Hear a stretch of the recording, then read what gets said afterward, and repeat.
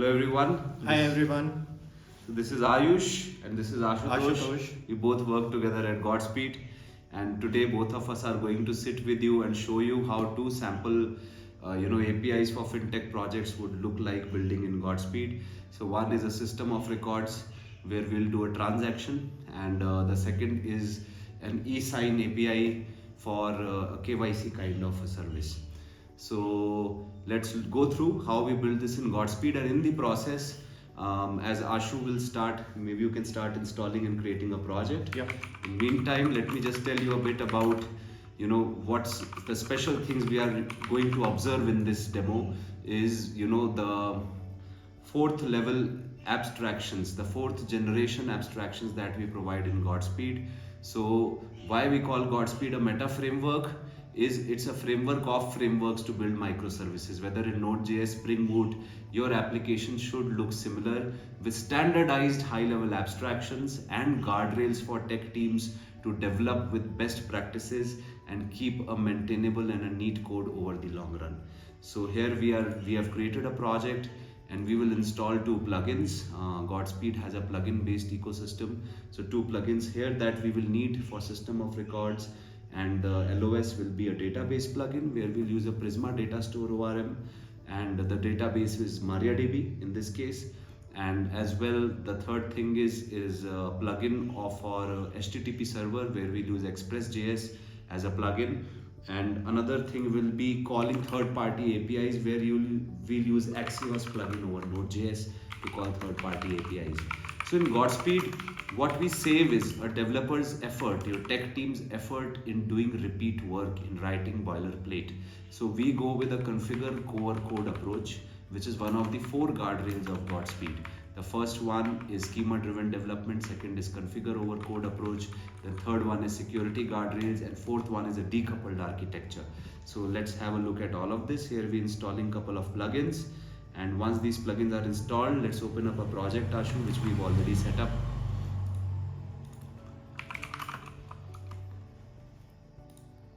So this is our project for SOAR and LOS together. So as we see in this particular project, if we go around, there are four main folders. One is your configuration folder, which has overall app level settings. For example, what is my default scripting language is either CoffeeScript or JavaScript, my default log level, any other variables that you use in your mappings. Then log redaction, if you want to redact your logs, then for security purposes, then those settings, and as well as what do you use for caching. We are going to use Redis data source for caching. So in system of records, which will be another case study we will show you separately, we use Frappe as the user interface for configuring and creating your accounts, and blocking an account, unblocking, unfreezing an account, and then also setting the rules and governance limits. So the Frappe uses MariaDB as the database and Redis as the cache, and the Godspeed microservice is sitting on top of the same shared database and cache and providing scalable transaction APIs. So let's go forward to the next step. Alright, so this is how we have created now a Godspeed project. All the plugins for Redis, Prisma And Kafka are installed, and also an Axios plugin for making API calls. Yeah. Alright, now let's go to the event schema. Let's check out the first guardrail of Godspeed, which is the schema-driven development. So schema-driven development means that the schema serve as the single source of truth for teams. So if we do not follow schema-driven development, then number one, there is no shared contract between the teams, and this causes friction between the teams in terms of maintainability. And as well, a schema-driven development defines the boundaries and the contracts that you got to honor as two teams. So for example, if I am developing an API, even my response that I send from an API is validated by the schema that has been agreed by both of us. So schema-driven development reduces chances of mistakes. It preempts and finds mistakes much earlier in your application development process. Second, it serves as a single source of truth and contract between your teams. Third, schema-driven development can also lead to generation of stuff for us. For example, from your database schema, we can generate the API schema. API schema. Yes. And from your API schema in Godspeed format, we can generate your Swagger spec and even integration tests as well. Yeah. So now this is a schema, how an event schema looks like in Godspeed. So this is one of the endpoints is a set role. If you see, only the first line is the line in a standardized schema driven development. Only the first line is changing, which is here we are using HTTP event source. Okay, we could even have a Kafka event source. In this case, only the first line will change as per the plugin of Kafka. Rest of it is Swagger spec, okay, and the function that we want to invoke when this event happens. And apart from it, there is the authorization policy that I want to enforce on this particular endpoint. Here we are checking that the user's role must be admin. And department should be accounts. Yes. So this standardized schema follows across all kinds of event sources in Godspeed, and all plugin owners have to honor this contract. And this includes sync and async event sources like HTTP, gRPC, GraphQL are sync, then async will be message bus or socket or a cron kind of an event. And it could even be other kind of event sources like a Salesforce event or a Gmail event. All of these are event sources. Yeah. So let's move forward to the next step. Next, now we will go towards quickly to the CRUD plugin, right? So let's check out the database, Ashutosh, of this particular app. So once we've installed our event sources and data sources, right? So this is one of the plugin is a Prisma plugin. So here we are simply using a Prisma file, which Prisma supports all the popular databases of the world. And once we have defined this file, we can do Gen CRUD API. Yeah. If we run the command, it will generate the CRUD API on top of this database model. After we have created the CRUD API for the particular project of system of records, we will let the other endpoints remain the same, but we will override one endpoint, which is the transaction endpoint, where basically I'm swiping a card on a machine. So am I allowed to do that or not? Doing all those checks as per governance rules and then enforcing those checks in the transaction API. So basically, all these APIs have been generated. Yeah. So for every schema you have seen here in data sources, right? Gen CRUD API generated the 5 endpoints: create, read, update, and delete, along with the search, and it auto generated your whole API in the HTTP space. Yes. And quickly let's talk about data sources as well. So data source is any place where you send data or receive data from. So a database is a data source. Right. So in this particular project, I have a API data source for the e-signing API. Yeah, I have a Kafka as a data source. I have a mongo.prisma. So for the Mongo database, we are using with the Prisma, and we have a Redis server as a database also. As a data source, yes. Yeah. And Axios for calling API. So we've used 4 kinds of data sources, and developers can create their own data sources very easily by implementing our interface. And once you've created a data source, you create these YAML files, which are basically instances of your data source. For example, here is my Redis instance with this configuration parameters as needed by the plugin, and you could also be author of such plugins. Once you have generated the CRUD API, then from there you can generate the Swagger spec as well via a command line. Yeah. And now how about we go to customizing a particular endpoint of transaction service. So all the CRUD API has been generated for the Prisma data source, Mongo. Can we see that? Yeah. Okay, so these are all the endpoints generated for this particular API with definition of all your entities used here. These definitions have been auto-generated from the database model. Right. And from here on, let's go to workflows. Let's check out a sample workflow for a create API. Should we see the auto-generated ones first? Yeah, auto-generated, yes. All right. So here we are simply creating a transaction limit for a customer, right? Now here we are deleting, so on and so forth. Now Ashu, let's override the transaction endpoint where we're creating the transaction API. Okay, so for this purpose, I already created the transaction YAML. Alright, so this is the event. of the transaction API, where we've shown different responses we can possibly send. Can we now jump to the workflow? Yeah. So now let us go to this to create a transaction API. Right. And let's basically add a custom business logic to check different kinds of rules and constraints that we have to follow, and then see whether it's a valid transaction, in which process we'll be doing multiple queries to the database, and as well we will be using a cache as well over these queries, right? So since it's a very complex business logic, it's been written in JavaScript, but wherever we are doing, let's say, a boilerplate like a lazy loading in a cache, those places we will be using a YAML workflow to save our boilerplate and to have a decoupled implementation also. So hence we have overridden the function handler which handles a transaction. Right. So this is a normal JavaScript function, but the special thing that we give here is a context object. So you can even write it in TypeScript. Here is a JavaScript. So the context object is a GS context, Godspeed context. It has few things already set inside it, like the inputs that we got in the event, the user, who's the user from the token has been passed, and then as well the outputs from previous tasks and workflows. Right. Also the data sources that have been configured in the ecosystem. All the data sources defined in the project is available in the context. So the clients of those data sources, hence you can invoke methods of those data sources from here. And as well, one more thing is available is the logger as well, to log. Yeah. So these are the things that are available in this project. Now Ashu, can we basically check out the lazy loading feature? We basically were calling a database and also checking in Redis and then lazily loading data in Redis. How does that function look like? Yeah.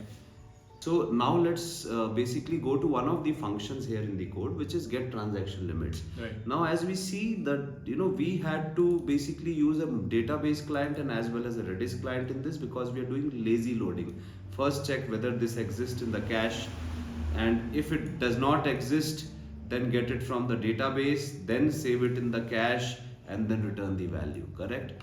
So this is what we are doing here. Instead of this, now what we can do to avoid this kind of a boilerplate and a coupling with a Redis client and a MariaDB client, we can basically invoke a Godspeed workflow, which is get transaction limits from right here, which will be in a YAML DSL. And let's see how this looks like in a YAML DSL. All right, amazing.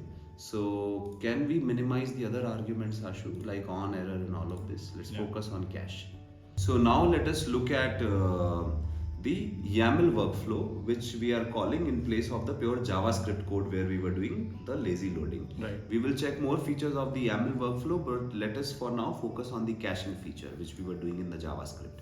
So here, if you see the function, the fn is again the same client which is accessible within the context. ctx.dataSources is also accessible here, and we are calling a function to find many. Okay, and there itself we have provided the caching logic as well. So just by using these annotations, we can basically enable lazy loading within Godspeed. Right. So with just 5 lines of code, we have reduced like almost 10 lines of boilerplate. Correct. And as well, we have decoupled from the Redis. You will not see any Redis in this code. Yeah, correct. So like on the top level, we define the Redis as a caching, and it can be used and can be replaced. Can be replaced just by changing one configuration in your project. Your caching backend has been changed. That's right. So this is one of the guardrails. Okay, the 4 guardrails which we again talked about, I'll repeat, is schema driven development, configure over port, like configure a Redis caching, and the third is security guardrail, which we'll talk about, and fourth is a decoupled architecture, which we just saw, a decoupled architecture. So now let's talk about security features, because it's very important for fintech projects, right? Yeah. And actually everybody.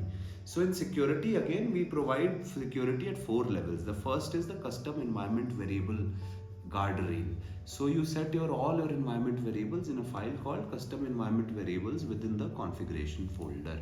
So here is a custom environment variable which we've used for encryption. So the Prisma plugin that Godspeed supports uses encryption. So on any Prisma call, let's say a field, if we just add @encrypted, so then it will start encrypting that field, and it will provide a search as well based on plain text but over the encrypted field, and it will return you a decrypted field. So this is one of the guardrails is custom environment variable for security. Second is encryption of your database columns. Then the third one will be fine-grained authorization. So authorization works at two levels. First level is the event level itself. You can specify authorization headers. The second authorization is at a task level where you're calling an API or a data store, you can authorize those calls. Third kind of more fine detailed authorization is when you're accessing a database. So when we access a particular database, so then we can actually say, we can override that SQL query to the DB, adding a special where clause. For example, a tenant ID, owner ID, it can be injected into the query. And as well, which fields are allowed for this user to be returned and which fields are not allowed for the user to see. So these are the three kind of authorizations. Can we quickly check in the event level an authorization? Yeah. In some event, let's say set role. So in the set role, we are using authorization. Role is admin, department is accounts. We could even have a simple authorization of a JWT validate. I can show you one.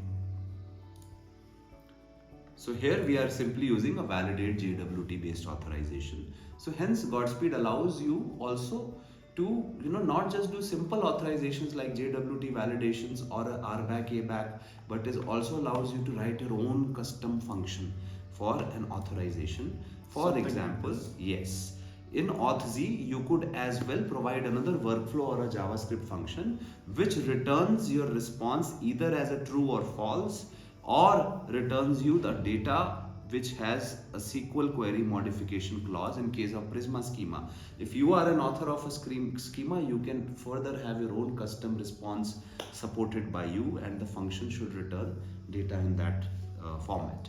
So these are the authorization based guardrails that we provide in Godspeed. The fourth security guardrail is the log redaction, because sometimes you want to make sure that no sensitive information goes in the logs.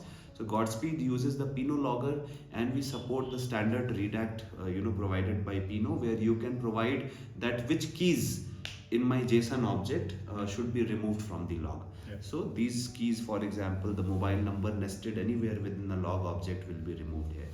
So okay, so this was basically about the security guardrails within Godspeed and the configurations. Shall we now move to an API plugin within Godspeed? How do we access different APIs? Yeah. So this was the project of showing a transaction API within a Godspeed for a system of records project. Now let us also have a look at KYC kind of a project where we are using an e-sign API. We are calling that API from our microservice. Now the HTTP API plugin within Godspeed is based on Axios. Axios has a plugin, so you could write your own plugin as well. Yeah. So the Axios plugin we use support some configurations which we'll use in an API that we have configured with this plugin. Let's say the e-sign API. There's a provider who provides us e-sign. So if you go to the top, so the type of this plugin is Axios. Here is the schema, the Swagger schema URL of this API. Yeah. So once the framework checks the Swagger schema URL, or you could provide the full Swagger schema within this YAML file as well. So the framework will start validating your input to that API and also response from that API. So if there's any error in the validation, it will be checked at these boundaries. Along with it, we have also given the retry logic for this API. So whenever we fail this entire API from anywhere in our workflows, we can retry based on this logic. It's a common retry set for all the API calls. We can override this as well when we call on particular API calls as well. Yeah. The third is the headers. Yeah. So here basically, we are setting the headers for this API call, and this admin secret is, we've left it by intention here as a plain text. So a good practice will always be to set it in custom environment variables. But we have done it for demonstration purposes to show that, hey, how things can go wrong in projects. And that's why we set up the guardrail to use the environment variables and refer them here. Then the third kind of configuration is the hooks. So whenever an API call is called, you may sometimes want to call a function before the call and after the call. So these are the hooks. You may want to do anything like log it in the database or send it to a Kafka message bus or do whatever you want. The last point is again about authenticating to the API. So once you've started using the API, let's say your token has expired then typically in our projects we write a try catch block. In the catch we check the response code from the API, then we do a switch case and check based on the response code we take different actions, right? So these things can be configured here to a great extent. For example, if my token has expired, then I expect a 401 status code in the response, and once I receive this, then I will use the security schema provided in this configuration to again refresh my API token from that API. So the developer does not need to do this try catch in all the places in the code. We can avoid the repeat work. And now let's go and look at the usage of this API, Ashutosh. Sure. Can we open a workflow?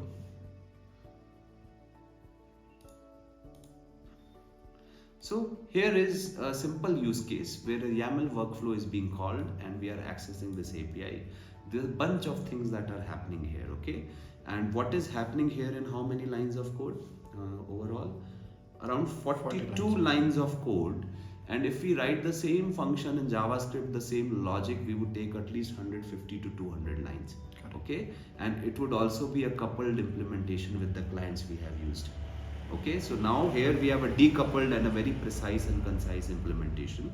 So if we see now here in this step, line number 7, in line number 7 we are providing an authorization and as an inline JavaScript function here, where we are simply checking whether this user is allowed to access this or not. Okay, now the second piece is this function that we have to invoke is the URL, that we are doing a post to the eSign API on this particular URL, and after that we are giving the arguments whatever needs to go there, and then overriding the retry logic for this particular correct. For this particular call we have overridden the retry logic, and then we are also collecting some custom metrics, BPM, business performance metrics. Here we are having a counter in this case that hey, one more sign has happened. Okay, and then there's an error handling logic. What happens if there's an API error after the retries, and what do we want to log? So we follow open telemetry standard for logging, and these attributes will be added to the open telemetry attributes for being searched later, and a custom response code if you want to provide. Now if the API response is successful, then we go over the data and we return the response in a standard Godspeed status format, which basically takes the code, the success, if it's a success or a false in this workflow or a task, what's the code, final code that we will return, and any data or a message that we want to attach here with. So this is a sample API call that we are making. So now let's talk about, Ashutosh, let's say another of the guardrails of Godspeed, the fourth one is a decoupled architecture. Right. So how are we providing decoupling within Godspeed?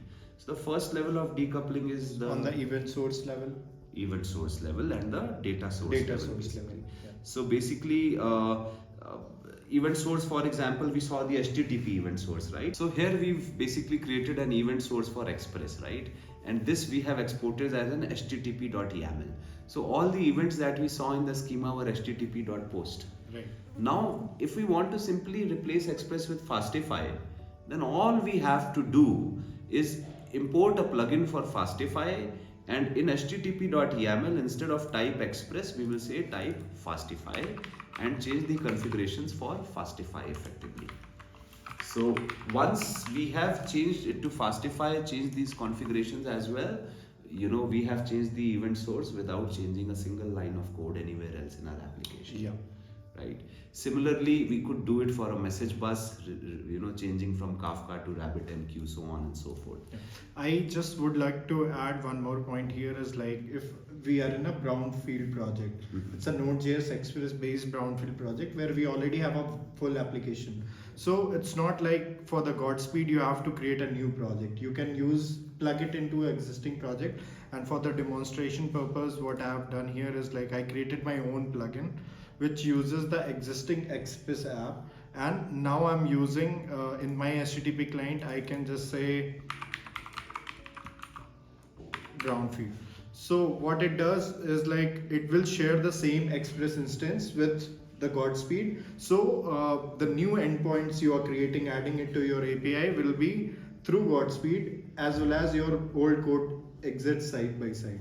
So basically we can just add Godspeed without affecting the old code and start adding new stuff in the Godspeed way, yeah, and as well migrating slowly to the Godspeed way of doing things. Yeah, correct. So basically, we can use existing data sources that we have. If we have a Redis in our project, if we have a MongoDB client or an Express server, we can use the event sources and data sources as plugins in a Godspeed project as well. Wonderful.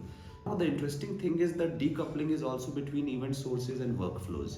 So the event sources parse your input, the headers, the user token, and if it's whether a GraphQL or a gRPC, whatever kind of event it is, everything from event comes in the inputs object.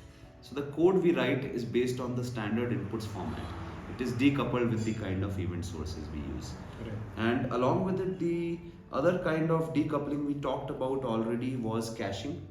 We can change cache anytime. Then also, if we want to move from Node.js to Bun, we can simply run this project in Bun.js, Yeah. which is what, at least like 2 or 3 times faster than Node.js, right? In our recent finding, we found SOR to be almost 2.5 times Faster in than Bun.js. Node, yeah. Wow.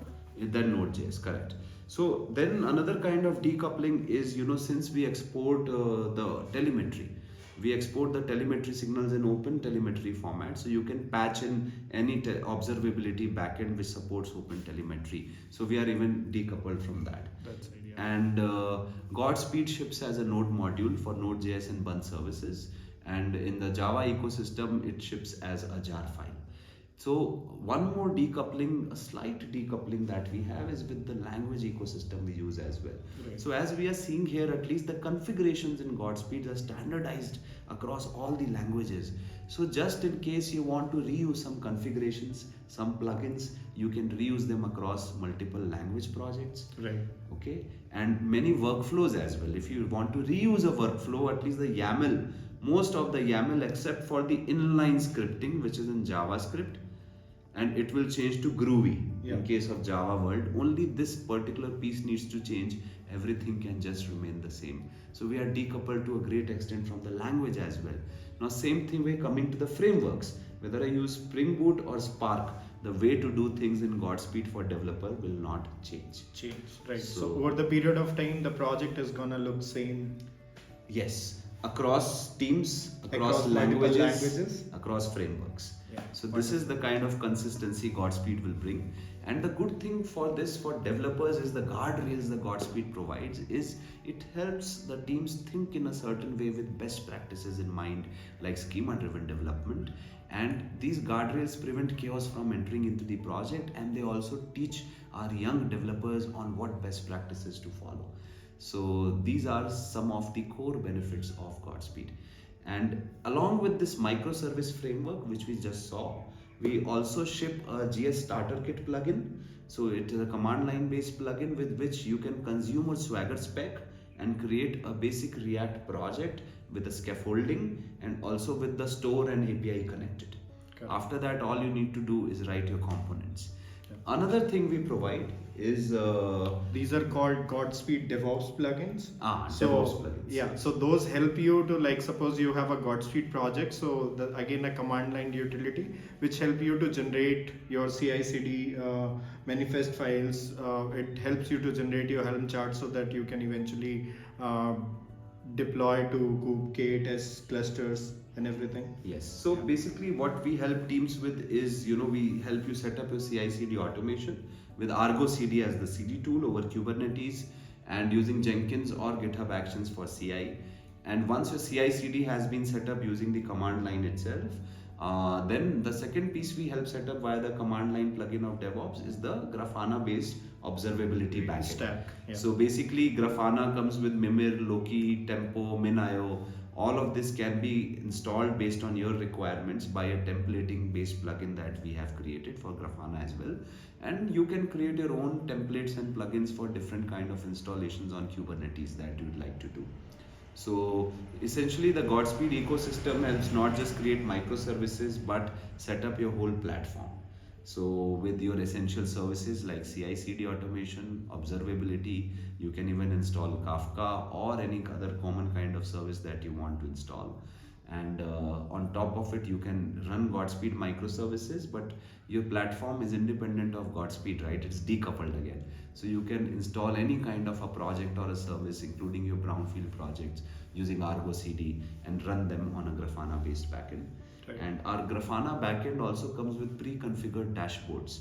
So it takes a lot of work, at least 45 to 60 days to set up Grafana properly in a team, like a big kind of a team. Second, it takes long effort to create a first dashboard on Grafana, at least 10 days of somebody. So that has already been solved by us with the pre-configured dashboards and the setup. So in short, yes, this was about Godspeed and how two sample fintech projects would look like in Godspeed. And I hope it was useful for you. This project is hosted on GitHub as well. Go to our repository and check out the sample projects repository, and you will find these projects there. Anything else, Ashu, you'd like to add? That's it. That's it.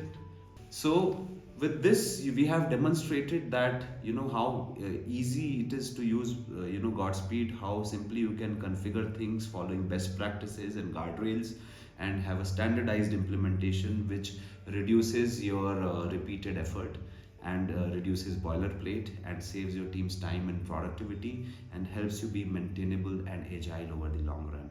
So if you are interested in using Godspeed, we would be happy to help you create your first microservice very fast. Within 4 weeks, our team will support your team and we can have the first project going on in no time. So get in touch with us and let us do the first trial together. Yeah. Thank you very much. Thank you. Best wishes to you.